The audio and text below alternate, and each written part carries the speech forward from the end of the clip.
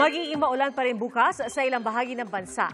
Base sa datos ng Metro Weather, may matitinding ulan pa rin sa Northern Luzon. Posible ring ulanin ang ilang bahagi ng Central Luzon, Calabarzon, Mimaropa at Bicol Region. Kalat-kalat na ulan naman ang inaasahan sa Visayas at Mindanao dahil sa thunderstorms. May chance rin ng ulan bukas sa Metro Manila. Apektado pa rin ang shear line at hanging amihan ng Luzon. Shear line rin ang dahilan ng mga pagbaha sa ilang lugar nitong weekend. Wala pang namamata ang bagong sama ng panahon, pero ayon sa Pag-asa, 1 o 2 bagyo ang posibleng mabuo o pumasok sa Philippine Area of Responsibility ngayong Disyembre. Sa karaniwang track ng mga bagyo kapag ganitong buwan, may chance itong maglandfall o tumama sa Caraga, Eastern Visayas o di kaya sa Central Luzon.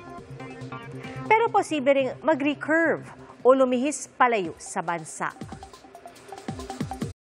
Mga kapuso, maging una sa saksi. Mag-subscribe sa GMA Integrated News sa YouTube para sa iba't ibang balita.